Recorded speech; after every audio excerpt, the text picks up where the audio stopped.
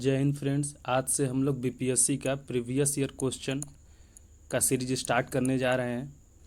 इसमें हम लोग प्रतिदिन 100 प्रीवियस ईयर क्वेश्चन करवाएंगे। जैसा कि हम लोग सभी जानते हैं कि 17वां बीपीएससी का जो डेट है वो अनाउंस हो चुका है, इसलिए आपको भी अपनी तैयारी और तेज़ कर देनी चाहिए। किसी भी एग्ज़ाम में प्रीवियस ईयर क्वेश्चन को ज़रूर बनाना चाहिए। प्रीवियस ईयर क्वेश्चन बनाने से दो फ़ायदा होता है। आपको उस एग्ज़ाम में क्वेश्चन का लेवल का पता चल जाता है, जिससे आप भी अपनी तैयारी को उस लेवल पर कर सकें और एग्ज़ाम को क्वालिफाई कर सकें। और दूसरा है कि हर एक एग्ज़ाम में कुछ क्वेश्चन रिपीट किए होता है, और प्रीवियस ईयर क्वेश्चन बनाने से वो जो रिपीटेड क्वेश्चन है आप उनको ईजिली बना सकते हैं। सबसे पहले जो बीपीएससी का प्रीवियस ईयर क्वेश्चन है, ठीक है, उसको करवाया जाएगा। इसके बाद खान सर के द्वारा जो टेस्ट सीरीज चल रहा है इस समय, उसको करवाया जाएगा, ठीक है। और तीसरे नंबर पर जो एडिटोरिया का प्रैक्टिस सेट है उसको करवाया जाएगा। आप भी हमारे चैनल के साथ जुड़कर बीपीएससी का तैयारी कर सकते हैं और क्वेश्चन का प्रैक्टिस कर सकते हैं। आज हम लोग 69वां बीपीएससी के पीटी के एग्ज़ाम में पूछा हुआ क्वेश्चन को देखेंगे, और उस क्वेश्चन से रिलेटेड जो फैक्ट है उसको भी हम बताएंगे, जिससे आपका रिवीजन साथ साथ होता रहेगा। तो चलिए स्टार्ट करते हैं। हम लोग जो है प्रीवियस ईयर क्वेश्चन को टॉपिक वाइज देखेंगे, ठीक है।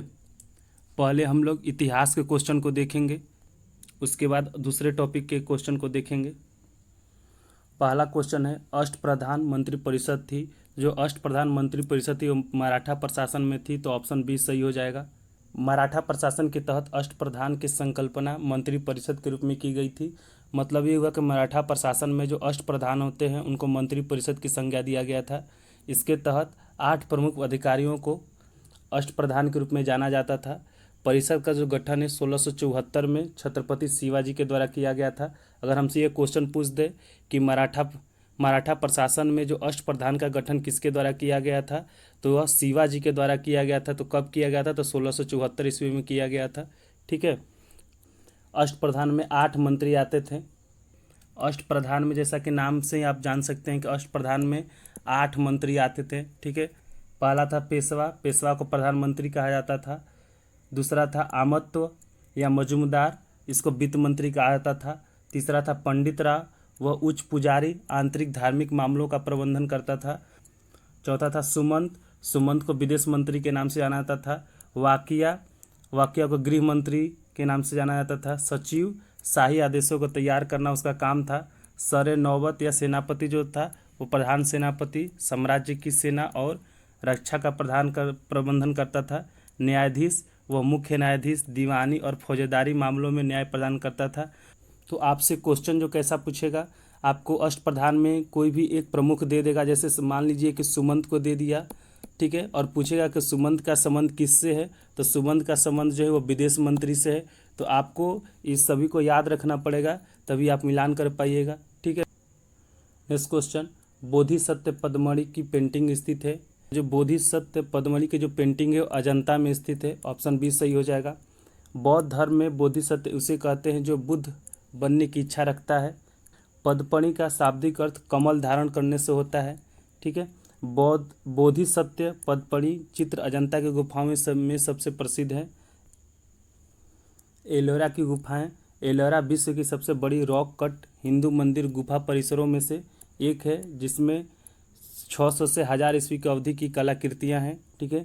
फिर बादामी गुफाएं क्या हैं? तो बादामी गुफाएं हैं कर्नाटक के उत्तरी भाग में बादामी, बागलकोट जिला का एक शहर है, में स्थित हिंदू और जैन गुफा मंदिरों का एक परिसर है, ठीक है। नेक्स्ट क्वेश्चन, निम्नलिखित कथनों पर विचार कीजिए। तो जो पहला कथन है, फाहियान एक चीनी तीर्थयात्री था जो हर्ष के शासनकाल के दौरान भारत आया था। फाहियान जो है वो एक चीनी तीर्थयात्री तो था, लेकिन यह चंद्रगुप्त द्वितीय के शासनकाल में भारत आया था। तो ये जो कथन है वो गलत हो जाएगा, ठीक है। दूसरा है, हेन स्वांग एक चीनी यात्री बौद्ध भिक्षु थे जिन्होंने चंद्रगुप्त द्वितीय के शासनकाल के दौरान भारत का दौरा किया था। ये भी गलत है। जो हेन स्वांग है वो हर्ष के समय में आया था, ठीक है। हर्ष के समय वह कब आया था? तो वह 629 ईस्वी में आया था, ठीक है। इसको भी याद कर लेंगे। तो मेरा जो सही आंसर होगा उपयुक्त में से कोई नहीं, क्योंकि मेरा दोनों ही आंसर गलत है, ठीक है। तो ऑप्शन डी सही हो जाएगा। आइए हम लोग इस क्वेश्चन का व्याख्या देख लेते हैं। जो फाहियान है वो यह गुप्त शासक चंद्रगुप्त द्वितीय के शासनकाल में भारत आया था 5वीं सदी के आरंभ में, ठीक है। उसने फुकोकी की रचना की, जिसमें गुप्त काल में भारत के सामाजिक आर्थिक धार्मिक स्थिति का प्रकाश डाला। हेन त्सांग जो है वो 629 ईस्वी में हर्षवर्धन के समय भारत आया और सुयोकी की रचना की। तो आपसे अगर ये क्वेश्चन में पूछ दे कि हेन त्सांग ने किसकी रचना की, तो हेन त्सांग ने सुयोकी की रचना की। ठीक है, हेन त्सांग भारत में कब आया था, किसके शासनकाल में आया था, तो हेन त्सांग जो वो 629 ईस्वी में हर्षवर्धन के शासनकाल में आया था। ठीक है, इसमें हेन त्सांग ने तत्कालीन 138 देशों के का विवरण प्रस्तुत किया है। किसमें, तो सुयोकी के जो उसने रचना की उसमें 138 देशों का विवरण किया है। नेक्स्ट क्वेश्चन, सूची 1 को सूची 2 से मिलान करना है। सूची 1 में आपको लोगों का नाम दिया है और वो किस क्षेत्र से थे, सूची 2 में दिया गया है। तो जो चरक हैं वो चिकित्सा से संबंधित है, तो ए का आपका 2 हो जाएगा। ठीक है, ब्राय गुप्त जो है वो गणित से संबंधित हैं, तो बी का हो जाएगा 1। बहार मिहिर वो ज्योतिषी थे, तो सी का हो जाएगा 4। तो विशाखा दत्त जो थे, विशाख दत्त वो नाटककार थे, तो डी का हो जाएगा आपका 3। तो 2 1 4 3 कहाँ है, 2 1 4 3, ऑप्शन डी सही हो जाएगा। नेक्स्ट क्वेश्चन, नाथ पंथियों सिद्धों योगियों ने भक्ति धर्म को किस क्षेत्र में लोकप्रिय बनाया, तो यह उत्तर भारत में इन्होंने लोकप्रिय बनाया था, ऑप्शन डी सही हो जाएगा। ठीक है, व्याख्या देख लेते हैं। नाथ पंथियों सिद्धों योगियों ने भक्ति धर्म को उत्तर भारत में लोकप्रिय बनाया। नायनार तमिल कवि संतों ने 5वीं से 10वीं शताब्दी के दौरान दक्षिण भारत में भक्ति आंदोलन के प्रचार में अहम भूमिका निभाई थी, जबकि 12वीं शताब्दी के आरंभ में रामानंद द्वारा यह आंदोलन दक्षिण भारत से उत्तर भारत में लाया गया। तो वह कौन आदमी था जिसने जो धार्मिक आंदोलन को दक्षिण भारत से उत्तर भारत की तरफ ट्रांसफ़र किया था, वह थे रामानंद। ठीक है, इसको याद कर लेंगे। चैतन्य महाप्रभु नामदेव तुकाराम जयदेव आदि ने भक्ति आंदोलन को अधिक मुखरता प्रदान की। आदि शंकराचार्य 11 मई 1788 को आदि शंकराचार्य का जन्म कोची केरल के पास कलाड़ी नामक स्थान पर हुआ था। उन्होंने अद्वैतवाद के सिद्धांत को प्रतिपादित किया और संस्कृत में वैदिक सिद्धांतों को अनेकों टिप्पणियाँ लिखी। तो आदि शंकराचार्य ने किसका सिद्धांत प्रतिपादित किया था, तो अद्वैतवाद का।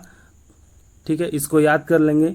इनके द्वारा सनातन धर्म के प्रचार के लिए श्रृंगेरी, पुरी, द्वारिका और बद्रीनाथ में भारत के चारों कोनों में 4 मठों की स्थापना की गई। तो क्वेश्चन में अगर पूछ दे कि भारत के 4 मठों का स्थापना किसके द्वारा किया गया था, तो आदि शंकराचार्य के द्वारा किया गया था।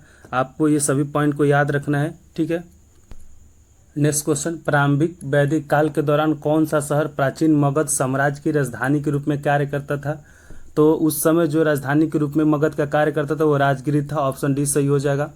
प्रारंभिक वैदिक काल के दौरान राजगीर, वर्तमान में जो राजगीर है, मगध की प्रथम राजधानी थी। ठीक है, प्रारंभिक वैदिक काल में पाटलिपुत्रा भारत का एक शहर था, जिसे गंगा नदी के पास एक छोटे किले के रूप में मगध शासक उदयन द्वारा बनाया गया था। तो आपसे अगर ये पूछ दे कि पाटलिपुत्रा जो शहर है उसका जो स्थापना किसने किया था, तो उदयन ने किया था। पाटलिपुत्र नंद वंश, शिशुनाग वंश, मौर्य वंश, गुप्त वंश की राजधानी थी।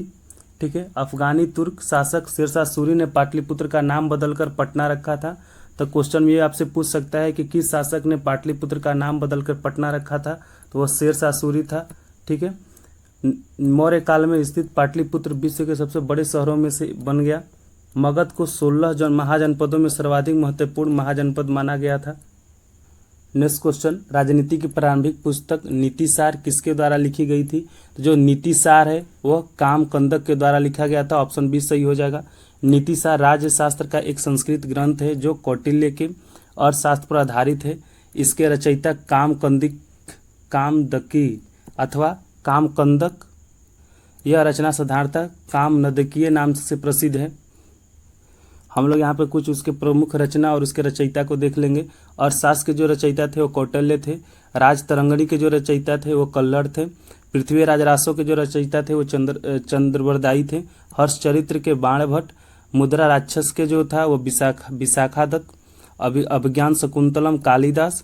और स्वप्न वदता का जो था वो भास था। ये सभी इंपॉर्टेंट है, आप इसको जरूर याद कर लेंगे। ठीक है, नेक्स्ट क्वेश्चन, चीनी स्रोत के अनुसार श्रीलंका के शासक मेघवर्मन ने गया में बौद्ध मंदिर बनवाने की अनुमति के लिए निम्नलिखित में से किस गुप्त राजा के पास एक मशीनरी भेजा था, तो उसने समुद्रगुप्त के पास भेजा था, ऑप्शन बी सही हो जाएगा।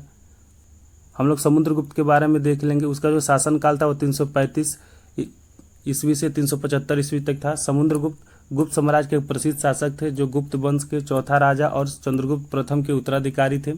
समुद्रगुप्त से संबंधित इलाहाबाद स्तंभ शिलालेख उनके दरबारी कवि हरिसेन द्वारा रचित प्रशस्ति लेख है जिसमें समुद्रगुप्त के सैन्य विजयों का वर्णन है। ठीक है। नेक्स्ट क्वेश्चन, भारतीय कला में स्तूप, चैत्य और विहार का निर्माण निम्नलिखित में से किससे संबंधित है? तो यह बौद्ध धर्म से संबंधित है। ऑप्शन बी सही हो जाएगा। भारतीय कला में स्तूप, चैत्य और विहारों का बौद्ध वास्तुकला के रूप में देखा जाता है। चैत्य बौद्ध धर्म में पूजा स्थल के लिए चैत्य का निर्माण किया गया था। विहारों का निर्माण बौद्ध भिक्षुओं को रहने के उद्देश्य से किया गया था। वो भिक्षुओं के निवास स्थान है। स्तूप बौद्ध संतों को उपासना के लिए प्रयोग किए जाने वाले एक अनुष्ठानिक स्थल के रूप में होता था जो एक कब्र के समान दिखता था। नेक्स्ट क्वेश्चन, निम्नलिखित में से कौन सा जानवर सिंधु घाटी सभ्यता के लोगों को नहीं पता था? तो जो सिंधु घाटी सभ्यता के लोगों को नहीं पता था वो घोड़ा था। ऑप्शन बी सही हो जाएगा। सिंधु घाटी सभ्यता, इस सभ्यता के लोगों ने कई जानवरों को पालतू बनाया था। इसका प्रमाण यहाँ से प्राप्त मुहरों दफनाने की विधि से मिलता है। इन पालतू जानवरों में कुबड़ और सींग वाले मवेशी, कुत्ते और बिल्ली आदि शामिल थे। एशियाई हाथी को भी पालतू बनाया गया था। इसके हाथी दांत का स्वतंत्र रूप से उपयोग किया गया था।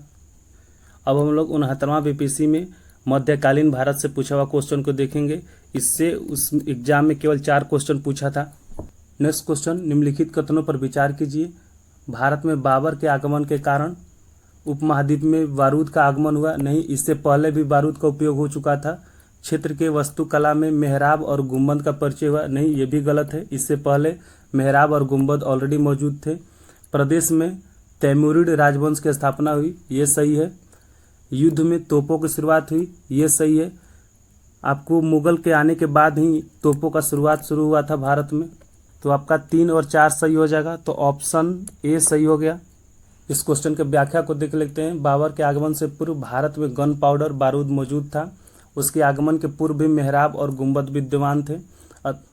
अतः प्रश्न में दिए गए विकल्प 1 और 2 असत्य हैं जबकि विकल्प 3 और 4 सही है। बाबर जो है उसका जो कार्यकाल था वो 1526 से लेकर 1530 तक था। ठीक है। जहरुद्दीन मोहम्मद बाबर का जन्म 14 फरवरी 1483 को फरगना में हुआ जो कालांतर में मुगल साम्राज्य का संस्थापक बना।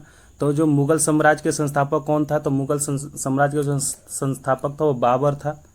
वह पितृवंश की ओर से तैमूर का वंशज और मातृवंश की ओर से चंगेज खां का वंशज था। मतलब ये हुआ कि जो बाबर के पिता थे वो तैमूर के वंशज थे और जो उसकी माता थी वह चंगेज खां जो था उसके वंशज थी। बाबर जो 11 वर्ष की आयु में फरगना के गद्दी पर बैठा वो 1494 ईस्वी में। बाबर का भारत पे आक्रमण, बाबर खैबर दर्रे से होकर भारत आया। इसने अपने प्रथम आक्रमण 1519 ईस्वी में बाजौर तथा भेरा को जीता। बाबर से रिलेटेड 4 युद्ध जो है बहुत प्रसिद्ध है। ठीक है। पानीपत का प्रथम युद्ध हुआ था 21 अप्रैल 1526 को। खानवा का युद्ध 17 मार्च 1527 को। चंदेरी का युद्ध 29 जनवरी 1528 को और घाघरा का युद्ध 6 मई 1529 को। ये चारों युद्ध बहुत ही इंपॉर्टेंट है, आप इसको जरूर याद कर लेंगे। पानीपत का जो प्रथम युद्ध है यह इब्राहिम लोधी से लड़ा था, बाबर इसमें विजयी रहा था। खानवा का जो युद्ध है यह राणा संगा से लड़ा था और इसमें भी यह बाबर विजयी रहा था। चंदेरी का युद्ध जो है वह राजपूतों से लड़ा था और इसमें भी वह बाबर विजयी रहा था। घाघरा का जो युद्ध है यह बंगाल के शासक नुसरत शाह से लड़ा था, इसमें भी बाबर विजयी रहा था। बाबर के इस 4 युद्धों का जो याद करने का जो शॉर्ट ट्रिक है यह है पान खा चल घर। ठीक है। प से पानीपत का प्रथम युद्ध हो जाएगा, ख से खानवा का युद्ध हो जाएगा, च से चंदेरी का युद्ध हो जाएगा और घ से घाघरा का युद्ध हो जाएगा। तो आप इसको याद करके भी बाबर के 4 युद्ध को याद कर सकते हैं। और जो ईस्वी है पानीपत यहाँ से स्टार्ट करेंगे 1526। ठीक है। 1526। खानवा जो हो जाएगा 1527 हो गया। चंदेरी जो हो गया 1528, एक एक बढ़ाते चला जाना है। ठीक है। जो घाघरा हो गया वो 1529 हो गया। नेक्स्ट क्वेश्चन, निम्नलिखित में से किस बंदरगाह को मुगल काल के दौरान बाबुल मक्का का द्वार कहा जाता था? तो यह बहुत ही इंपॉर्टेंट क्वेश्चन है। जो बाबुल मक्का कहा जाता था वह सूरत के बंदरगाह को कहा जाता था। तो ऑप्शन ए सही हो जाएगा। सूरत को मुगल काल में बाबुल मक्का कहा जाता था क्योंकि यह हज के लिए यात्रा करने वाले यात्रियों तीर्थ यात्रियों के लिए प्रस्थान बिंदु था। ठीक है, इस कारण सूरत को बंदर ए मुबारक के नाम से जाना जाता है। सूरत मुगलों के अधीन एक महाद्वीपीय भूभागों एवं गांगेय दुआब के साथ जुड़ा क्षेत्र हुआ करता था, जो व्यापारिक दृष्टि से अत्यंत महत्वपूर्ण था। नेक्स्ट क्वेश्चन, इनमें से किसने भारत में फारसी त्यौहार नौरोज की शुरुआत की? जो नौरोज को शुरुआत किया था तो बलबन ने किया था, ऑप्शन बी सही हो जाएगा। बलबन ने ईरानी त्यौहार नौरोज आरंभ किया था। इसने कई ईरानी परंपराएं जैसे सिजाद, भूमि पर लेटकर अभिवादन एवं पैबोस सुल्तानों के चरणों को चूमना आरंभ करवाया था। इसने इल्तुतमिश के समय गठित 40 तुर्क सरदारों के गुट की समाप्ति कर दी। बलबन ने रक्त ए लौह की नीति का पालन किया। वह स्वयं को फिरदौस के शाहनामे में वर्णित अफरासियाब वंश से जोड़ता था। बलबन ने एक पृथक सैन्य विभाग दीवाने अर्ज की स्थापना की। तो अगर क्वेश्चन में पूछ दे कि दीवाने अर्ज की स्थापना किसने किया था, तो बलबन ने किया था। बलबन ने जिल ए इलाही ईश्वर की प्रतिबिंब की उपाधि धारण की थी। नेक्स्ट क्वेश्चन, फुतुहात ए आलमगिरी किसके द्वारा लिखी गई थी? जो फुतुहात ए आलमगिरी है वह ईश्वर दास नागर के द्वारा लिखा गया था, तो ऑप्शन सी सही हो जाएगा। हम लोग कुछ इंपॉर्टेंट जो है वो पुस्तक और उसके जो लेखक देख लेते हैं। तो ईश्वर दास नागर ने फुतुहात ए आलमगिरी लिखा था। बाबर ने तुजक ए बाबरी लिखा था, या तुर्की भाषा में उसकी आत्मकथा है। तो बाबर के आत्मकथा का क्या नाम है? तो तुजक ए बाबरी है। ठीक है, इसको भी याद कर लेंगे। जहांगीर के था तुजक ए जहांगीरी, यह इसका भी आत्मकथा है। गुलबदन बेगम ने हुमायूं नामा लिखा, फारसी भाषा में इसने लिखा था। अबुल फजल ने आईने ए अकबरी और अकबरनामा लिखा था। मिर्ज़ा मुहम्मद ने आलमगिरी नामा लिखा। अब्बास ए खां शेरवानी ने तारिक ए शेरशाही लिखा। ठीक है, मुतमिद खां ने नामा ए जहांगीरी लिखा। ख्वाजा कामगार ने मासिर ए जहांगीरी को लिखा। अब्दुल हमीद ने पादशाहनामा को लिखा। ये बिहार ईसाई के में पूछा हुआ क्वेश्चन है। निजामुद्दीन अहमद तबकात अकबरी ने लिखा। और इनायत खान ने शाहजहां नामा को लिखा था। हम लोग 69वां बीपीसी के आधुनिक मॉडर्न इंडिया के जो क्वेश्चन पूछे गए थे उसमें उसको देखेंगे। पहला क्वेश्चन है, वुड के 1854 के प्रेषण के संबंध में निम्नलिखित कथनों पर विचार कीजिए। इसने उच्च अध्ययन के लिए शिक्षा के माध्यम के रूप में अंग्रेजी की सिफारिश की, यह सही है। इसने महिला शिक्षा और व्यावसायिक प्रशिक्षण पर जोर दिया, ये भी सही है। तो आपका 1 और 2 दोनों सही हो जाएगा। ठीक है, तो ऑप्शन बी सही हो गया। इस क्वेश्चन के व्याख्या को देख लेते हैं। भारत के गवर्नर जनरल लॉर्ड डलहौजी के द्वारा चार्ल्स वुड के नेतृत्व में एक समिति का गठन किया गया था। इस समिति का मुख्य उद्देश्य भारत में शिक्षा पद्धति के संबंध में अपने विचार प्रस्तुत करना था। वुड डिस्पैच ने डाउनवर्ड फिल्ट्रेशन थ्योरी को खारिज कर दिया। इस कारण इसे भारत में अंग्रेजी शिक्षा का मैग्ना कार्टा कहा जाता है। ठीक है, तो भारत में अंग्रेजी शिक्षा का मैग्ना कार्टा किसको कहा जाता है? तो वुड डिस्पैच को कहा जाता है। वुड डिस्पैच 1854 के द्वारा दिए गए महत्वपूर्ण जो सुझाव हैं। तो वुड डिस्पैच कब आया था? तो वुड डिस्पैच जो है वो 1854 में आया था, इसको भी याद कर लीजिएगा। वुड डिस्पैच ने यह कहा था कि इसने उच्च अध्ययन के लिए शिक्षा के माध्यम के रूप में अंग्रेजी की सिफारिश की। इसने महिला शिक्षा और व्यावसायिक प्रशिक्षण पर जोर दिया। भारत के प्राथमिक विद्यालय में स्थानीय भाषाओं की शुरू करने का सुझाव दिया था। Next question, vernacular press act के बारे में निम्नलिखित में से कौन सा कथन सही है? ठीक है, पहला कथन इसे लॉर्ड लिटन द्वारा अधिनियमित किया गया था, यह सही है। वर्नाकुलर प्रेस एक्ट को लॉर्ड लिटन द्वारा लाया गया था, यह 1878 में आया था। ठीक है, तो पहला आपका जो स्टेटमेंट वो सही हो गया। इसे गैंगिंग अधिनियम के रूप में जाना जाने लगा, यह भी सही है। इस अधिनियम को लॉर्ड रिपन ने निरस्त कर दिया था, यह भी सही है। तो आपका 1, 2, 3 तीनों सही हो जाएगा, तो ऑप्शन सी सही हो गया। व्याख्या देख लेते हैं। देसी भाषा समाचार पत्र अधिनियम 1878, वर्नाकुलर प्रेस एक्ट 1878 में आया था। तो आपसे अगर ये क्वेश्चन पूछ ले कि वर्नाकुलर प्रेस एक्ट कब आया था, तो आप बताइएगा 1878 ईस्वी में आया था। इस अधिनियम को वायसराय लॉर्ड लिटन द्वारा अधिनियमित किया गया था। इस अधिनियम को पारित करने का उद्देश्य समाचार पत्रों पर सरकारी नियंत्रण स्थापित करना तथा राजद्रोही लेखकों को रोकना था। इसे गैंगिंग अधिनियम के रूप में भी जाने जाने लगा। ठीक है, अगर ये पूछ दे कि किस अधिनियम को गैंगिंग अधिनियम के नाम से जानते हैं, तो यह है 1878 का वर्नाकुलर प्रेस एक्ट को जानते हैं। इस अधिनियम को लॉर्ड रिपन ने निरस्त कर दिया था। ठीक है, लॉर्ड लिटन जो थे वो 1876 से 1880 तक भारत के वायसराय थे। इन्हीं के समय सशस्त्र अधिनियम 1878 भी पारित किया गया, जिसमें भारतीयों को बिना किसी अनुमति के हथियार ले जाने पर रोक लगाई गई थी। तो अगर ये क्वेश्चन में पूछ दे कि भारत सशस्त्र अधिनियम 1878 किसके समय पारित किया गया था, तो वो लॉर्ड लिटन के समय में पारित किया गया था। इसको भी याद रखना है आपको। नेक्स्ट क्वेश्चन, लॉर्ड मेयो के 1870 के संकल्प के बारे में निम्नलिखित में से कौन सा कथन सही है? ठीक है, तो जो पहला कथन है केंद्रीय और प्रांतीय वित्त को विभाजित करने वाला यह पहला कदम था, ये सही है। प्रांतीय सरकारों को कुछ सेवाएं प्रशासित करने का अधिकार दिया गया, ये भी सही है। इसने मौजूदा असमानता को सुधारने का प्रयास किया, ये भी सही है। इसने प्रांतों को वास्तविक आवश्यकताओं पर ध्यान केंद्रित किया, ये भी सही है। तो आपका 1, 2, 3, 4 सभी सही हो जाएगा। तो ऑप्शन सी आपका सही हो जाएगा।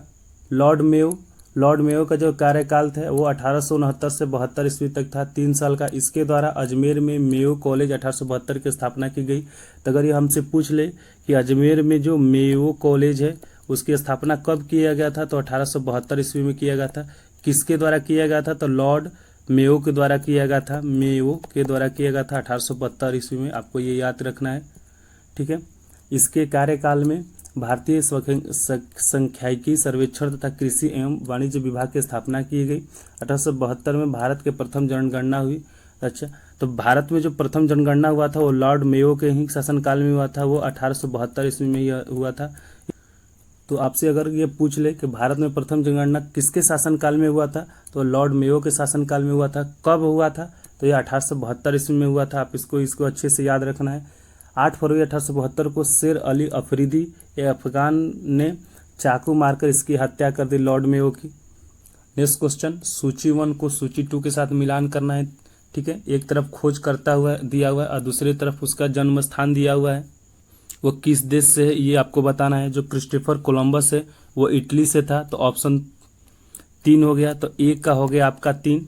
जैक्स कार्टियर जो था वो फ्रांस से था, तो बी का हो गया आपका 4। सर फ्रांसिस ड्रेक जो था वो यूनाइटेड किंगडम से था, तो ऑप्शन 2 हो गया। तो सी का हो गया 2। फर्डिनेंड मैगेलन जो था वो पोर्चुगल से था, पुर्तगाल से, तो डी का हो गया 4। तो 3, 4, 2, 1 आपका ऑप्शन डी सही हो जाएगा। नेक्स्ट क्वेश्चन, भारत के स्वतंत्रता संग्राम के दौरान निम्नलिखित घटनाओं पर विचार कीजिए। तो जो होम रूल आंदोलन है वो 1916 में हुआ था। ठीक है, सूरत विभाजन जो है 1907 में हुआ था। खेड़ा सत्याग्रह जो है वह 1918 में हुआ था, और मॉर्ले मिंटो जो सुधार है वो 1909 में हुआ था। तो अगर क्रम को देखेंगे तो सबसे पहले सूरत विभाजन हुआ था 1907 में, तो 2 हो गया। इसके बाद आपको मिंटो मॉर्ले सुधार हुआ था, तो हो गया आपका 4 हो गया। ठीक है, इसके बाद आपका होम रूल आंदोलन आएगा, तो 1 आ गया। फिर इसके बाद आपका खेड़ा सत्याग्रह 1918 में हुआ था, तो 3 हो गया ये। तो 2, 4, 1, 3, 2, 4, 1, 3 ऑप्शन ए सही हो गया। इसकी व्याख्या को देख लेते हैं। सूरत विभाजन 1907, कांग्रेस के सूरत अधिवेशन वर्ष 1907 में उदारवादी पक्ष रास बिहारी घोष को कांग्रेस के अध्यक्ष बनाना चाहते थे। हालांकि गर्मपंथी पक्ष को लाला लाजपत राय को अध्यक्ष बनाना चाहते थे।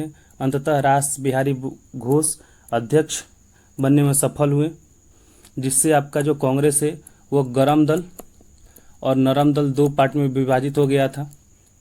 दूसरा है मिंटो मॉर्ले सुधार, यह 1909 में हुआ था।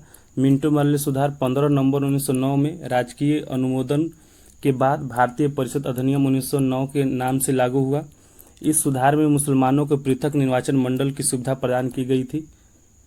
तो आपसे अगर ये क्वेश्चन में पूछ दे मुसलमानों को पृथक निर्वाचन मंडल किस अधिनियम के तहत प्रदान किया गया था, तो है मॉर्ले मिंटो सुधार के द्वारा। इसको याद रखना है। मॉर्ले मिंटो सुधार जो है 1909 में आया था। सूरत विभाजन हुआ था वो 1907 में हुआ था। इसमें क्या हुआ था, सूरत विभाजन में जो कांग्रेस है वो गर्म दल और नरम दल 2 पार्ट में विभाजित हो गया था।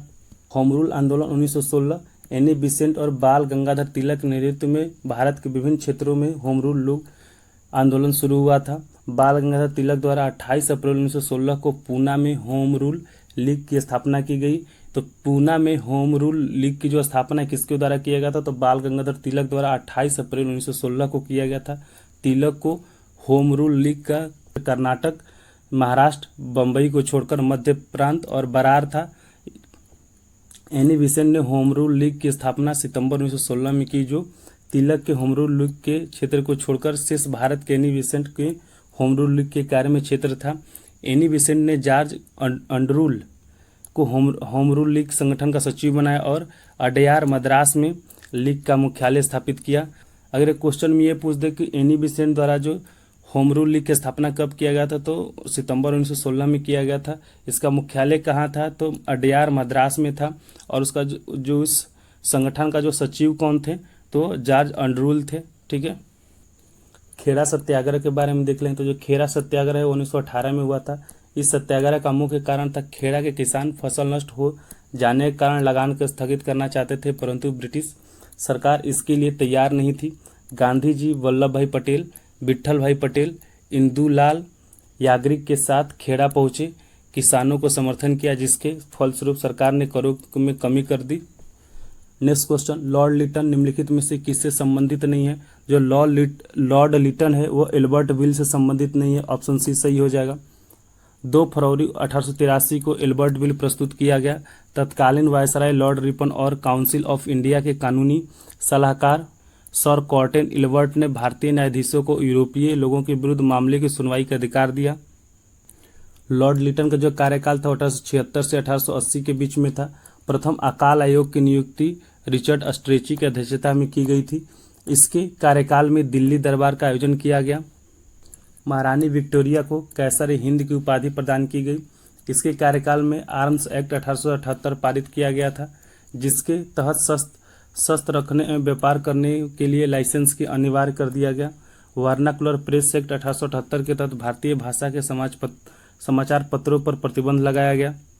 इसके कार्यकाल में मतलब लॉर्ड लिटन के कार्यकाल में सिविल सेवा परीक्षा की उम्र घटाकर 21 से 19 साल कर दी गई। नेक्स्ट क्वेश्चन, बक्सर की लड़ाई के बाद किस संधि पर हस्ताक्षर किए गए? जो बक्सर की लड़ाई के बाद है वो इलाहाबाद की संधि हुई थी। ऑप्शन डी सही हो जाएगा। बक्सर का जो युद्ध है वह 22 अक्टूबर 1764 में हुआ था। व्याख्या देख लेते हैं। मीर कासिम ने मुगल सम्राट शाह आलम द्वितीय और अवध के नवाब सुजाउद्दौला से मिलकर अंग्रेजों के विरुद्ध एक संघ बनाया। तत्पश्चात तीनों की संयुक्त सेनाओं ने पटना की ओर प्रस्थान किया। इस सेना का मुकाबला करने के लिए अंग्रेज भी मेजर हेक्टर मुनरो के नेतृत्व में बक्सर के मैदान में आ गए। तो जो बक्सर के युद्ध है वो किसके बीच में लड़ा था? तो मीर कासिम, शाह आलम द्वितीय और अवध के नवाब सिजाउद्दौला था एक तरफ, और दूसरी तरफ अंग्रेज की तरफ से हेक्टर मुनरो जो था वो लड़ाई लड़ रहा था। बक्सर का जो युद्ध है वो 22 अक्टूबर 1764 को दोनों पक्षों के बीच युद्ध हुआ, जिसमें अंग्रेजों को निर्णायक विजय मिली।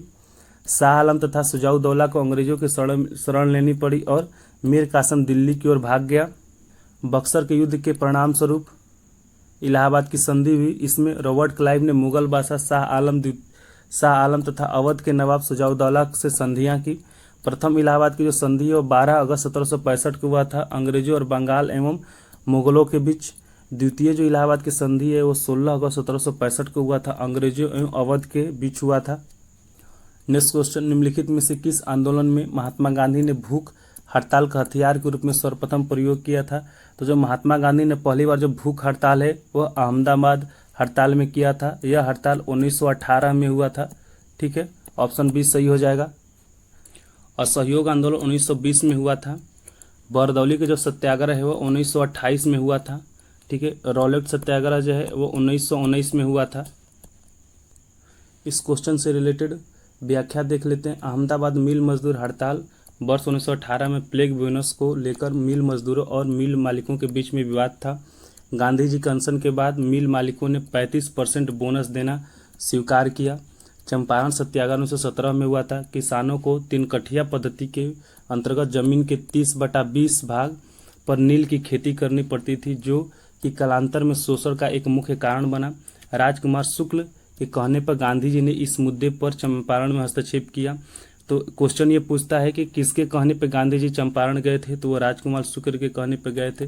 ठीक है, चंपारण सत्याग्रह वह किसके विरोध में हुआ था? तो 3 कठिया प्रणाली के विरुद्ध में हुआ था। ठीक है, ये भी कभी क्वेश्चन पूछता है कि 3 कठिया प्रणाली किससे संबंधित है? तो जो 3 कठिया प्रणाली है वो नील के खेती से संबंधित है। नेक्स्ट क्वेश्चन, चंपारण आंदोलन के जन आंदोलन की प्रतिक्रिया में ब्रिटिश सरकार ने इस मुद्दे के समाधान के लिए कौन सा कदम उठाया था? तो वह चंपारण कृषि समिति की स्थापना की। ऑप्शन बी सही हो जाएगा। इस क्वेश्चन से रिलेटेड जो है वो व्याख्या देख लेते हैं। चंपारण सत्याग्रह हम सभी लोग जानते हैं 1917 में हुआ था। किसानों को 3 कट्ठिया पद्धति के अंतर्गत जमीन के 3/20 भाग पर नील की खेती करनी पड़ती थी और यूरोपियों द्वारा तय किए गए मूल्यों पर उसे बेचना पड़ता था। गांधी जी ने राजकुमार शुक्ल के आग्रह पर चंपारण में हस्तक्षेप किया और उनके सत्याग्रह के आधार पर किसानों को परेशानियां कम हुई। तत्कालीन उपराज्यपाल ने परिषद सहित चंपारण में कृषि स्थितियों की जांच करने और उसका विवरण देने के लिए एक जांच समिति नियुक्त करने का निर्णय लिया। गांधी जी को उसके सदस्य में से एक के रूप में नियुक्त किया गया। 10 जून 1917 को समिति का प्रस्ताव प्रकाशित किया गया, जिसमें उनके कर्तव्य इस प्रकार निम्नलिखित थे। जमींदार पट्टेदार बीच के संबंध को जांच करना, इस विषय पर पहले से ही मौजूद साक्ष्यों की जांच करना, इसमें शामिल सभी लोगों की शिकायतें दूर करने की सिफारिश देना। समिति ने जुलाई के मध्य से अपना काम शुरू किया और 3 महीने की अवधि के बाद 4 अक्टूबर 1917 को सरकार के अपनी रिपोर्ट सौंपी। चौथा जो है, फैक्ट्रियों को तामन देने वाले किसान को इसमें से 1/4 हिस्सा वापस मिलना चाहिए। नेक्स्ट क्वेश्चन, सूची 1 को सूची 2 के साथ मिलान करना है। ठीक है, भारत सेवक समाज है वो गोपाल कृष्ण गोखले हो जाएगा, तो एक का हो जाएगा आपका 2। तत्वबोधनी सभा जो है वो देवेंद्र नाथ टैगोर हो जाएगा, तो बी का हो जाएगा 1। आत्मीय सभा जो है वह राजा राम मोहन रॉय ने स्थापना किया था, तो सी का हो जाएगा 3। तो 2 1 3 हो जाएगा आपका 2 1 3, ऑप्शन डी सही हो जाएगा। हम लोग इस क्वेश्चन के व्याख्या को देख लेते हैं। सूची 1 में आपको कुछ सभा दिया हुआ है, सूची 2 में उस सभा के किसने स्थापना किया था यह दिया गया है। ठीक है, तो भारतीय सेवक समाज को जो स्थापना है वो गोपाल कृष्ण गोखले ने किया था। तो बोधनी समाज का जो सभा का जो स्थापना है वो देवेंद्र नाथ टैगोर ने किया था। आत्मीय समाज सभा का जो स्थापना है राजा राम मोहन राय ने किया था। बंगाल गजट का जो स्थापना है जे हिक्की ने किया था। समाचार दर्पण मार्समेन हो जाएगा। सत्य प्रकाश वो करसन दास मूल जी हो जाएंगे। सोम प्रकाश ईश्वर चंद्र विद्यासागर। सत्यार्थ प्रकाश दयानंद सरस्वती। बम्बई दर्पण जो है बाल शास्त्री जाम्बेकर। नेटिव ओपिनियन जो है वो वीएन मांगलिक। अमृत बाजार पत्रिका मोतीलाल घोष। यंग इंडिया और नवजीवन गांधी जी। ट्रिब्यून जो है वो दयाल सिंह मजाठिया। और युगांतर जो है वो वरिंद्र घोष और भूपेंद्र घोष में इसमें दिया गया जो सभी पुस्तक और जो सभा है वो सभी इम्पोर्टेंट है, आप सभी को इसको याद कर लेंगे। नेक्स्ट क्वेश्चन, अंबाबाई एक स्वतंत्रता सेनानी भारत के किस राज्य से थी? तो जो अंबाबाई थे वो कर्नाटक से थी, ऑप्शन बी सही हो जाएगा। स्वतंत्रता सेनानी अंबाबाई कर्नाटक की मूल निवासी थी। वह 12 वर्ष की थी जब उनकी शादी हुई और वह 16 वर्ष की अवस्था में उन्होंने अपने पति को खो दिया। इन विषम परिस्थितियों के बाद भी वह भारतीय स्वतंत्रता की लड़ाई में शामिल हो गई। आंदोलन के दौरान उनके द्वारा उडुपी में शराब और विदेशी कपड़ों की दुकानों का विरोध किया गया। नेक्स्ट क्वेश्चन, इनमें से कौन कैबिनेट मिशन के सदस्य नहीं थे? तो जो कैबिनेट मिशन के जो सदस्य नहीं थे वो थे जे एंड्रू, ऑप्शन ए सही हो जाएगा। कैबिनेट मिशन जो है वो आपको 24 मार्च 1946 में आया था। कैबिनेट मिशन में 3 सदस्य थे, जो 3 थे एवी एलेक्जेंडर, पीबी लॉरेंस और स्टेफर्ड क्रिप्स। 24 मार्च 1946 को तत्कालिक राजनीतिक समस्याओं के समाधान के लिए कैबिनेट मिशन भारत आया। लॉर्ड पैट्रिक लॉरेंस भारतीय सचिव, सर स्टेफर्ड क्रिप्स व्यापार बोर्ड के अध्यक्ष तथा एवी एलेक्जेंडर एडमिरल्टी के प्रथम लॉर्ड या नौसेना मंत्री इसके सदस्य थे। पैट्रिक लॉरेंस इस मिशन के अध्यक्ष थे। तो आपसे अगर पूछ दें कि कैबिनेट मिशन के जो अध्यक्ष कौन था, तो पैट्रिक लॉरेंस था। ठीक है, कैबिनेट मिशन योजना के अंतर्गत नवंबर 1946 को संविधान सभा का गठन किया गया। तो जो आपसे अगर ये क्वेश्चन पूछ दे कि संविधान सभा का गठन किस योजना के तहत किया गया, तो वह कैबिनेट मिशन योजना के तहत किया गया था नवंबर 1946 में। ठीक है, पहली बैठक 9 दिसंबर 1946 को किया गया। तो संविधान सभा का जो पहली बैठक है वो 9 दिसंबर 1946 को किया गया था।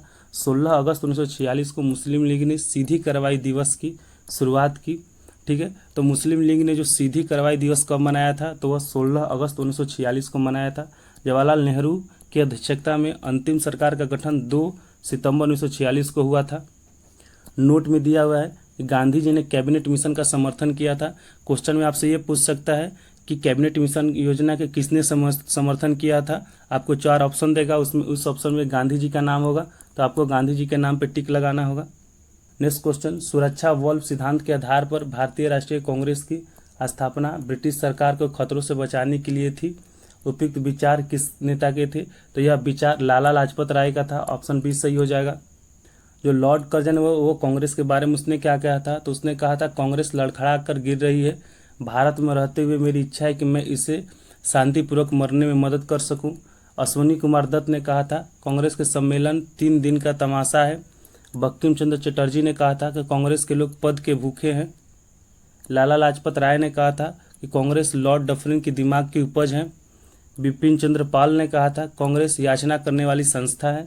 बाल गंगाधर तिलक ने कहा था यदि वर्ष में एक बार मेढक की तरह टरटराएंगे तो कुछ नहीं मिलेगा। नेक्स्ट क्वेश्चन, निम्नलिखित में से भारतीय राष्ट्रीय कांग्रेस के किस अधिवेशन में पहली बार मौलिक अधिकारों से संबंधित प्रस्ताव पारित किया गया था, तो वह कराची अधिवेशन 1931 में हुआ था। ऑप्शन ए सही हो जाएगा। इस अधिवेशन की जो अध्यक्षता है वह सरदार वल्लभ भाई पटेल ने किया था। कराची जो अधिवेशन है 1931 में हुआ था। कराची अधिवेशन 1931 की अध्यक्षता सरदार वल्लभ भाई पटेल ने की थी। तो आप इसको याद कर लेंगे कि कराची अधिवेशन जो 1931 में हुआ था उसकी अध्यक्षता किसने किया था, तो सरदार वल्लभ भाई पटेल ने किया था। इसी अधिवेशन में पहली बार मौलिक अधिकार के प्रस्ताव को भी पारित किया गया था। इस सत्र में मौलिक अधिकार और राष्ट्रीय आर्थिक नीति के प्रस्ताव को भी पारित किए गए थे। इस अधिवेशन में गांधी इरविन समझौता 23 मार्च 1931 को स्वीकृति दी गई थी। इस समझौता के बाद ही गांधी जी ने कहा था गांधी मर सकता है परंतु गांधीवाद नहीं। ये पूछ सकता है कि गांधी जी ने गांधी मर सकता है परंतु गांधीवाद नहीं, यह वाक्य है किस अधिवेशन के बाद कहा था, तो कराची अधिवेशन के बाद कहा था। वर्ष 1922 में कांग्रेस का 47वां अधिवेशन गया बिहार में CR दास की अध्यक्षता में संपन्न हुआ था। CR दास मतलब चित्तरंजन दास की अध्यक्षता में। वर्ष 1907 में सूरत अधिवेशन रास बिहारी घोष की अध्यक्षता में की गई थी। इस अधिवेशन में मतभेदों के कारण कांग्रेस में विभाजन हो गया। तो सूरत अधिवेशन में ही क्या हुआ था, जो कांग्रेस है वो 2 पार्ट में डिवाइड हो गया था, गरम दल और नरम दल। नेक्स्ट क्वेश्चन, 1857 के विद्रोह की विफलता के निम्नलिखित में से कौन से कारण थे, तो पहला है अंग्रेजों की सैन्य श्रेष्ठता, ये भी सही है। विद्रोहियों के पास कोई एकीकृत कार्यक्रम एवं विचारधारा नहीं थी, ये भी सही है। समाज के सभी वर्गों से समर्थन का अभाव था, यह भी सही है। तो तीनों आपका सही हो जाएगा, ठीक है। उपयुक्त सभी ऑप्शन सी करेक्ट हो जाएगा। इस क्वेश्चन से रिलेटेड व्याख्या को देख लेते हैं। 29 मई 1857 को बैरकपुर की छावनी में 34वीं NI रेजिमेंट ने सैनिक मंगल पांडे जो बलिया उत्तर प्रदेश के रहने वाले थे ने लेफ्टिनेंट बाग और जनरल ह्यूसन की हत्या कर दी। इस घटना के बाद उसे फांसी दे दी गई। 1857 का विद्रोह 10 मई 1857 को मेरठ से आरंभ हुआ। तो आपसे अगर ये क्वेश्चन पूछता है कि जो 1857 की क्रांति है वो कब और कहाँ आरंभ हुआ था, तो 1857 का जो विद्रोह है वो 10 मई 1857 को मेरठ से आरंभ हुआ था। कहाँ से आरंभ हुआ था, तो मेरठ से आरंभ हुआ था। ब्रिटिश सेना की 20 NI तथा LC के पैदल सैन्य टुकड़ी 11 मई 1857 को दिल्ली पहुंची और मुगल बादशाह बहादुर शाह को अपना नेता घोषित किया। विद्रोह के मुख्य केंद्र जो था वो दिल्ली था, झांसी था, कानपुर था, लखनऊ था और आरा था, ठीक है। अब हम लोग 69वां BPSC के पॉलिटी के क्वेश्चन को देखेंगे, ठीक है। पहला क्वेश्चन है किसी समुदाय को अनुसूचित जनजाति के रूप में घोषित करने के लिए आवश्यक विशिष्टताएं हैं, तो यह आदिम लक्षणों के संकेत, ये सही है। विशिष्ट संस्कृति, ये भी सही है। बड़े पैमाने पर समुदाय के साथ संपर्क में शर्म, ये भी सही है। पिछड़ापन और भौगोलिक अलगाव, ये भी सही है। तो उपयुक्त सभी सही हो जाएगा, ऑप्शन डी करेक्ट हो जाएगा। इस क्वेश्चन से रिलेटेड व्याख्या को देख लेते हैं। भारतीय संविधान का अनुच्छेद 342 राष्ट्रीय अनुसूचित जनजाति आयोग से संबंधित है। तो अगर क्वेश्चन पूछ दे कि राष्ट्रीय अनुसूचित जनजाति से संबंधित जो कौन सा अनुच्छेद है, तो वह अनुच्छेद 342 है, ठीक है। इसको याद कर लेंगे। यह आयोग अनुसूचित जनजाति के कल्याण के लिए कार्य करता है। नेक्स्ट क्वेश्चन, भारतीय संविधान में मौलिक अधिकारों के विचार का संदर्भ किस देश से लिया गया है। जो मौलिक अधिकार है भारतीय संविधान में, यह अमेरिका से लिया गया है। तो संयुक्त राज्य अमेरिका, ऑप्शन ए सही हो जाएगा। भारतीय संविधान में मौलिक अधिकारों से संबंधित विचार का संदर्भ संयुक्त राज्य अमेरिका से लिया गया है, जिनका वर्णन भारतीय संविधान के भाग 3 में अनुच्छेद 12 से 35 में किया गया है। अगर आप क्वेश्चन ये भी पूछ सकता है कि मौलिक अधिकार संविधान के किस भाग में है, तो भाग 3 में है। मौलिक अधिकार से रिलेटेड कौन सा आर्टिकल है, तो 12 से 35 तक जो आर्टिकल है वो मौलिक अधिकार से रिलेटेड है। ठीक है, मौलिक अधिकार को कहाँ से लिया गया है, तो मौलिक अधिकार को वह संयुक्त राज्य अमेरिका से लिया गया है। मजबूत केंद्रों के साथ संघ केंद्र की अवशिष्ट शक्तियां एवं उच्चतम न्यायालय के सलाहकार क्षेत्राधिकार से संबंधित संदर्भ कनाडा से लिया गया है। ठीक है, कनाडा से क्या क्या लिया गया है, तो मजबूत केंद्र के साथ संघ केंद्र की अवशिष्ट शक्तियां, उच्चतम न्यायालय के सलाहकार क्षेत्राधिकार से संबंधित संदर्भ जो है वो कनाडा से लिया गया है। आयरलैंड से क्या क्या लिया गया है, तो राज्य की नीति निर्देशक तत्वों से संबंधित विचार के लिए लिए गए हैं। ठीक है, इंग्लैंड से क्या क्या लिया गया है, तो कानून बनाने की प्रक्रिया, विधि का शासन, एकल नागरिकता, द्विसदनीय प्रणाली, ठीक है, संसदीय प्रणाली, सीएजी के कार्यालय से संबंधित प्रावधान लिए गए हैं। जो अनुच्छेद 14 है, विधि के समक्ष समता का उल्लेख है। इसमें कहा गया है कि भारत के राज्य क्षेत्र में किसी व्यक्ति को विधि के समक्ष समता या विरोधियों के समान संरक्षण से वंचित नहीं किया जाएगा। अनुच्छेद 15 जो है वो भेदभाव पर रोक लगाता है, यानी यह प्रावधान करता है कि राज्य किसी भी नागरिक के प्रति केवल धर्म, मूल, वंश, जाति, लिंग या जन्मस्थान को लेकर विभेद नहीं करेगा। अनुच्छेद 22 जो कहता है निरोध या हिरासत एवं गिरफ्तारी के संरक्षण से संबंधित है। यह किसी व्यक्ति को निरोध एवं गिरफ्तारी से संरक्षण का संरक्षण प्रदान करता है। नेक्स्ट क्वेश्चन, उच्च न्यायालय में न्यायाधीशों की संख्या निर्धारित करने का अधिकार निम्नलिखित में से किसके पास है, तो जो उच्च न्यायालय में न्यायाधीशों की जो संख्या निर्धारित करने का जो अधिकार है वह राष्ट्रपति के पास है। ऑप्शन डी सही हो जाएगा। इसका व्याख्या देख लेते हैं। अनुच्छेद 216 के तहत राष्ट्रपति को उच्च न्यायालय में न्यायाधीशों की संख्या निर्धारित करने की शक्ति है। संविधान के अनुच्छेद 216 के अनुसार प्रत्येक उच्च न्यायालय में एक मुख्य न्यायाधीश और ऐसे अन्य न्यायाधीश होते हैं जिनको राष्ट्रपति समय समय पर आवश्यकता के अनुसार नियुक्त करता है। नेक्स्ट क्वेश्चन, 5वीं अनुसूची किस अवशिष्ट समूहों के लोगों के शासन और हितों की सुरक्षा से संबंधित है, तो यह अनुसूचित जनजाति के हितों से संबंधित है, जो आपका 5वीं अनुसूची है, तो ऑप्शन बी सही हो जाएगा। भारतीय संविधान की 5वीं अनुसूची अनुसूचित जनजाति के लोगों के अनुशासन और उनके हितों की सुरक्षा से संबंधित है। भारत सरकार ने अनुसूचित क्षेत्र को ऐसे क्षेत्र में अभिप्रेत किया है जिन्हें राष्ट्रपति के आदेश द्वारा अनुसूचित क्षेत्र में घोषित किया जाता है। वर्तमान में 10 राज्य आंध्र प्रदेश, छत्तीसगढ़, गुजरात, हिमाचल प्रदेश, झारखंड, मध्य प्रदेश, महाराष्ट्र, उड़ीसा, राजस्थान और तेलंगाना में 5वीं अनुसूची के तहत अनुसूचित क्षेत्र विद्यमान है। क्वेश्चन, भारतीय सर्वोच्च न्यायालय ने किन मुकदमों में सर्वप्रथम संविधान के मूल ढांचे का सिद्धांत दिया है, तो यह केशवानंद भारती बनाम केरल राज्य के वाला जो केस था उसमें दिया है, तो ऑप्शन बी सही हो जाएगा। क्वेश्चन की व्याख्या को देख लेते हैं। भारतीय सर्वोच्च न्यायालय ने केशवानंद भारती बनाम केरल राज्य 1973 में एक ऐतिहासिक निर्णय दिया कि संसद संविधान के मूल ढांचे में बदलाव या हस्तक्षेप नहीं कर सकता है। जो संसद है वह संविधान के मूल ढांचे में बदलाव नहीं कर सकता है। ठीक है, संसद के पास संविधान में संशोधन करने की अविवादित शक्ति है, लेकिन यह संविधान के मूल ढांचे या मौलिक विशेषताओं के साथ छेड़छाड़ या उसे कमजोर नहीं कर सकती है। जो संसद है वो संविधान में संशोधन कर सकता है, लेकिन जो मौलिक विशेषताएं, जो मूल ढांचा है उसमें छेड़छाड़ या उसे कमजोर नहीं कर सकता है, क्योंकि इसमें केवल संविधान संशोधन की शक्तियां निहित हैं। जो संसद के पास है क्या, वो संसद के पास आपको संविधान संशोधन की शक्ति निहित है, लेकिन वह संविधान की मूल ढांचे या मौलिक विशेषताओं के साथ छेड़छाड़ या उसे कमजोर नहीं कर सकता है। गोलकनाथ बनाम पंजाब राज्यवाद 1967 में सर्वोच्च न्यायालय ने संसद की शक्तियों के प्रति एक नया दृष्टिकोण अपनाया था। वह संविधान के भाग 3 यानी मूल अधिकारों में संशोधन नहीं कर सकती, और इस प्रकार यह वाद मूल अधिकारों का एक उत्तमोत्तम स्थिति प्रदान करता है। मिनर्वा मिल्स बनाम भारतीय संघवाद 1980 में सर्वोच्च न्यायालय ने यह निर्णय दिया कि भारतीय संविधान की स्थापना मूल अधिकारों और निर्देशक सिद्धांतों के बीच संतुलन के आधार पर की गई है। नेक्स्ट क्वेश्चन, आपको सूची 1 में कुछ राजनीतिक दल दिए हुए हैं, सूची 2 में वो उनकी स्थापना कब हुआ था उसको बताना है। भारतीय कम्युनिस्ट पार्टी मार्क्सवादी, इसका जो स्थापना है 1964 में हुआ था, तो ए हो जाएगा, तो ए का 1 हो गया। भारतीय कम्युनिस्ट पार्टी की जो स्थापना है वह 1925 में हुआ था, तो बी का 2 हो गया। बहुजन समाज पार्टी, जो ये बहन जी वाला जो पार्टी है, इसका जो स्थापना है 1984 में हुआ था, तो आपका सी का 4 हो गया। ठीक है।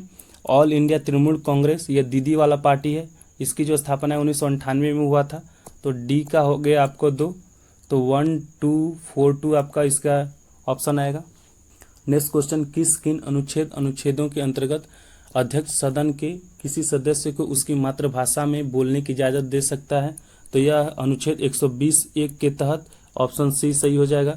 जो अध्यक्ष है किसी भी संसद के सदस्य को उसकी मातृभाषा में बोलने का जो इजाज़त है वो अनुच्छेद 120(1) के तहत देता है। अनुच्छेद 110 धन विधेयक से संबंधित है तथा अनुच्छेद 122(2) न्यायालयों द्वारा संसद की कार्यवाही की जांच न किए जाने से संबंधित है। नेक्स्ट क्वेश्चन, कोलिजियम प्रणाली के बारे में निम्नलिखित कथनों पर विचार कीजिए। तो जो कोलिजियम प्रणाली है, सुप्रीम कोर्ट कोलिजियम एक 5 सदस्यीय निकाय है जिसकी अध्यक्षता भारत के मौजूदा मुख्य न्यायाधीश CK वाई चंद्रचूड़ करते हैं और इस समय उसमें न्यायालय में कार्यरत 4 अन्य वरिष्ठतम न्यायाधीश शामिल होते हैं। ये सही हो गया। संसद ने विधि द्वारा कोलिजियम प्रणाली आरंभ किया है, नहीं ये गलत है, ठीक है। उच्चतम 93 और उच्च न्यायालयों के न्यायाधीशों की नियुक्ति कोलिजियम प्रणाली के माध्यम से की जाती है, ये सही है, ठीक है। कोलिजियम प्रणाली की शुरुआत वर्ष 1993 में न्यायाधीश P.N. भागवती के ऐतिहासिक फर्स्ट जज मामले के उपलक्ष्य में की गई थी, ये भी गलत है। तो आपका 1 सही हो जाएगा और 3 सही हो जाएगा, 2 और 4 गलत हो जाएगा, ठीक है। नेक्स्ट क्वेश्चन, भारतीय संविधान के 42वें संविधान संशोधन में निम्नलिखित कथनों पर विचार कीजिए। पहला है, इसने प्रस्तावना में 3 शब्द जोड़े, समाजवाद, धर्मनिरपेक्ष और अखंडता, यही सही हो जाएगा। दूसरा जो है, इसने संविधान में 8 मौलिक कर्तव्यों को जोड़े हैं, नहीं 10 मौलिक कर्तव्यों को जोड़ा गया है, तो यह गलत हो जाएगा, ठीक है, 2 गलत हो गया। इसने नए निर्देशक सिद्धांत जोड़े, यानी अनुच्छेद 39 ने अनुच्छेद 43 है, अनुच्छेद 47, ये भी गलत हो जाएगा, ठीक है। चौथा है, इसके द्वारा राष्ट्रपति को चुनाव आयोग के परामर्श से राज्य विधानसभा में मंडलों के सदस्यों के आयोग घोषित करने का अधिकार प्रदान किया गया, यह सही है। तो आपका 1 और 4 सही हो जाएगा, 2 और 3 गलत हो जाएगा। उपयुक्त में से कौन से कथन हमको गलत बताना है, तो इसका सही आंसर हो जाएगा 2 और 3।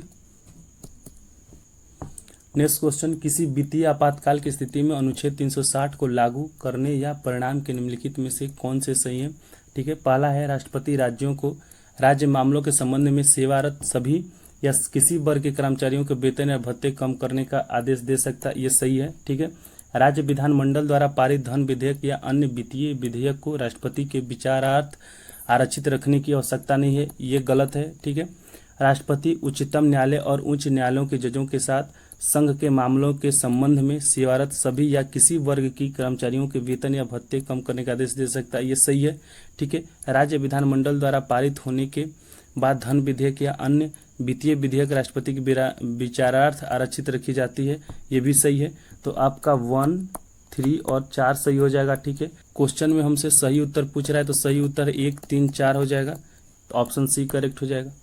नेक्स्ट क्वेश्चन, भारतीय संविधान में राज्य के नीति निर्देशक सिद्धांत की अवधारणा किस देश के संविधान से ली गई है? तो जो राज्य के नीति निर्देशक तत्व है यह आयरलैंड से लिया गया है, ऑप्शन ए सही हो जाएगा। भारतीय संविधान में राज्य के नीति निर्देशक सिद्धांत की अवधारणा है वह आयरलैंड के संविधान से ली गई है। राज्य नीति निर्देशक सिद्धांत DPSP का उद्देश्य जनता को सामाजिक आर्थिक न्याय सुनिश्चित करना है तथा भारत को एक कल्याणकारी राज्य के रूप में स्थापित करना है। जो आपका नीति निर्देशक तत्व का उल्लेख है भारतीय संविधान के भाग 4 अनुच्छेद 36 से 51 में किया गया है। नेक्स्ट क्वेश्चन, सिक्किम भारतीय संघ का पूर्ण राज्य बन गया। जो सिक्किम है भारतीय संघ का जो पूर्ण राज्य 1975 में बना था, तो ऑप्शन बी सही हो जाएगा, ठीक है। सिक्किम वर्ष 1975 में भारतीय संघ का पूर्ण राज्य बनना था। यह पूर्वोत्तर भारत का एक राज्य है। इसके उत्तर और पूर्व में चीन, पूर्व में भूटान, पश्चिम में नेपाल, जबकि दक्षिण में यह पश्चिम बंगाल राज्य से घिरा हुआ है। वर्ष 1974 में सिक्किम ने भारतीय संघ में सम्मिलित होने की अपनी इच्छा जताई थी। तब भारतीय संसद द्वारा 35वां संविधान संशोधन अधिनियम 1974 में लाया गया था। तो क्वेश्चन ये पूछ सकता है कि सिक्किम को शामिल करने के लिए भारतीय संसद ने कौन सा संविधान संशोधन किया था? तो 35वां संविधान संशोधन किया था। कब किया था? तो 1974 में किया था, ठीक है, इसको याद रखना है। इसके तहत सिक्किम को एक संबद्ध राज्य का दर्जा मिला, लेकिन इससे सिक्किम के लोगों की जरूरतें पूरी नहीं हुई। अंततः वर्ष 1975 में सिक्किम के लोगों ने एक जनमत संग्रह द्वारा चोगयाल शासन को समाप्त करने के पक्ष में मत दिया। इस प्रकार 36वां संविधान संशोधन अधिनियम 1975 प्रभावी हुआ। इसके बाद सिक्किम भारतीय संघ का 22वां राज्य बन गया। सिक्किम जो है भारत का कौन सा राज्य बना था? तो सिक्किम जो है भारत का 22वां राज्य बना था 1975 में। अब हम लोग भूगोल से संबंधित, ज्योग्राफी से संबंधित क्वेश्चन को देखेंगे। गैंगेटिक डॉल्फिन के संबंध में निम्नलिखित कथनों पर विचार कीजिए। पहला है, गंगा नदी के डॉल्फिन को IUCN के रेड लिस्ट के तहत लुप्तप्राय जीव के रूप में वर्गीकृत किया गया है। यह गलत है, ठीक है। इसमें कोई क्रिस्टलीय नेत्र लेंस नहीं है जो इसे प्रभावी रूप से अंधा बना देती है। यह सही है। यह इकोलोकेशन का उपयोग कर आगे बढ़ती है और शिकार करती है। यह भी सही है। इसे भारत के राष्ट्रीय जलीय जीव के रूप में मान्यता दिया गया है। यह भी सही है। तो आपका पहला गलत है, दूसरा सही है, तीसरा भी सही है, चौथा भी सही हो गया। तो जो सही ऑप्शन हो जाएगा वो बी हो जाएगा। 2, 3, 4 सही ऑप्शन है, ठीक है। गंगा डॉल्फिन का वैज्ञानिक नाम है जो प्लेसेटा निस्टा गैंगेटिका है। इसको याद कर लेंगे, बहुत वेरी वेरी इंपॉर्टेंट है, ठीक है। इसकी खोज आधिकारिक तौर पर वर्ष 1801 ईस्वी में की गई थी। यह भारत और बांग्लादेश की गंगा ब्रह्मपुत्र मेघना नदी प्रणालियों में रहती है। यह केवल मीठे पानी में रह सकती है। वास्तव में यह दृष्टिहीन होती है, अर्थात इनमें कोई क्रिस्टलीय नेत्र नहीं होता है। यह पराश्रय ध्वनियों का उत्सर्जन करके शिकार करती है, जो मछलियां और अन्य शिकार से टकराकर वापस लौटती है तथा उन्हें अपने दिमाग में छवि देखने में सक्षम बनाती हैं। इसे IUCN के रेड लिस्ट में संकटग्रस्त की श्रेणी में रखा गया है, न कि विलुप्त प्राय, जबकि वन्य जीव संरक्षण अधिनियम के अनुसूची 1 और 4 तथा CITE के परिशिष्ट 1 में सूचीबद्ध किया गया है। ज्ञातव्य है कि भारत सरकार ने गंगा डॉल्फिन को वर्ष 2009 में राष्ट्रीय जलीय जीव घोषित किया है। तो क्वेश्चन आपसे ये पूछ सकता है कि गंगा डॉल्फिन को भारत सरकार ने कब राष्ट्रीय जलीय जीव घोषित किया है? तो यह 2009 में किया है, ठीक है। क्वेश्चन ये भी पूछ सकता है कि भारत का राष्ट्रीय जलीय जीव कौन है? तो गंगा का डॉल्फिन है। या क्वेश्चन आपसे ये भी पूछ सकता है कि गंगा डॉल्फिन का वैज्ञानिक नाम क्या है? तो आप सभी को आपको ये सभी चीज़ें याद होनी चाहिए। नेक्स्ट क्वेश्चन, गंडक नदी का दूसरा नाम क्या है? तो जो गंडक नदी का दूसरा नाम है नारायणी नदी है, ठीक है। ऑप्शन बी सही हो जाएगा। गंडक नदी को नेपाल में गंडकी या नारायणी नदी के नाम से भी जाना जाता है। इसका उद्गम नेपाल सीमा के पास तिब्बत में धौलीगिरी के उत्तर में मुख्य समुद्र तल से 7620 मीटर की ऊंचाई पर है। यह भारत में बिहार एवं उत्तर प्रदेश तथा नेपाल के उत्तरी भाग से होकर बहने वाली एक महत्वपूर्ण नदी है।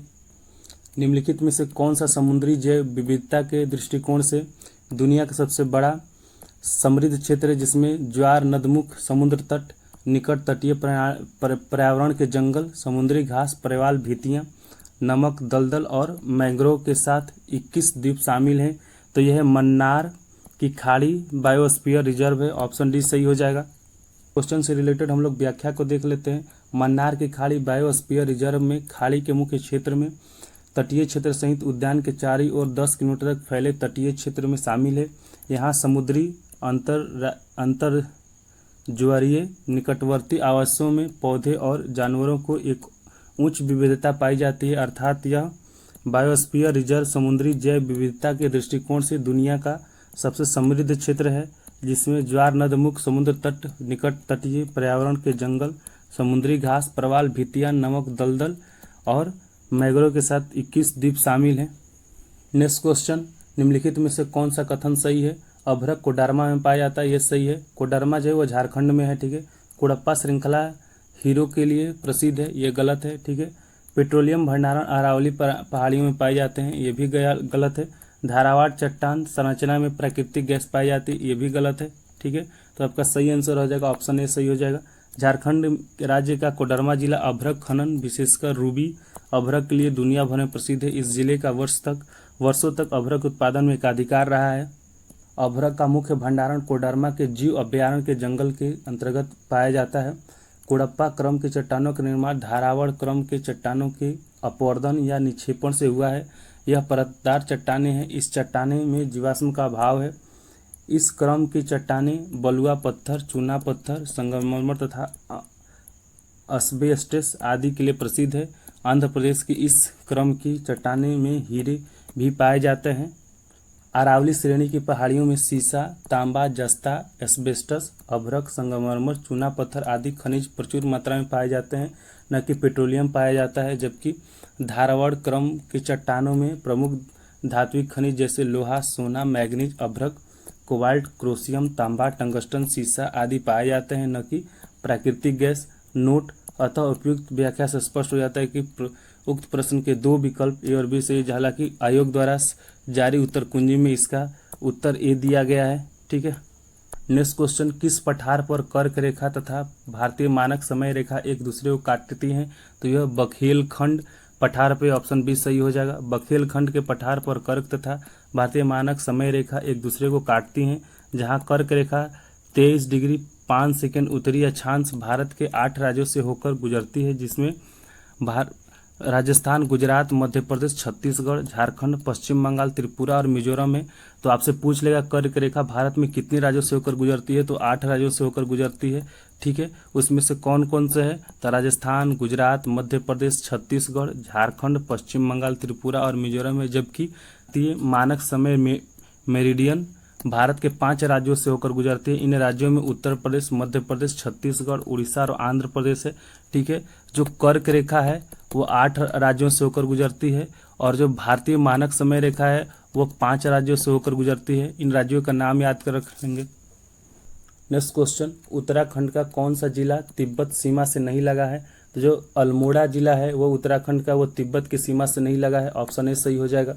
उत्तराखंड के 3 जिले पिथौरागढ़, चमोली, उत्तरकाशी तिब्बत से अंतर्राष्ट्रीय सीमा साझा करते हैं। तो उत्तराखंड के कितने जिले अंतर्राष्ट्रीय सीमा साझा करते हैं? तो वो 3 हैं। कौन कौन से? तो पिथौरागढ़, चमोली और उत्तरकाशी है, वो तिब्बत चीन से अंतर्राष्ट्रीय सीमा साझा करते हैं। पिथौरागढ़ नेपाल और तिब्बत दोनों के साथ सीमा साझा करता है, जबकि उत्तराखंड का अल्मोड़ा जिला किसी भी देश के साथ अंतर्राष्ट्रीय सीमा साझा नहीं करता है। ठीक है। नेक्स्ट क्वेश्चन, स्वर्ण रेखा नदी निम्नलिखित में से किस गांव के पास से निकलती है? जो स्वर्ण रेखा नदी है वो नगरी गांव के पास से निकलती है। तो ऑप्शन सी सही हो जाएगा। स्वर्ण रेखा नदी रांची से 16 किलोमीटर दक्षिण पश्चिम में स्थित नगरी गांव के पास से रानी चुआ नामक स्थान से निकलती है।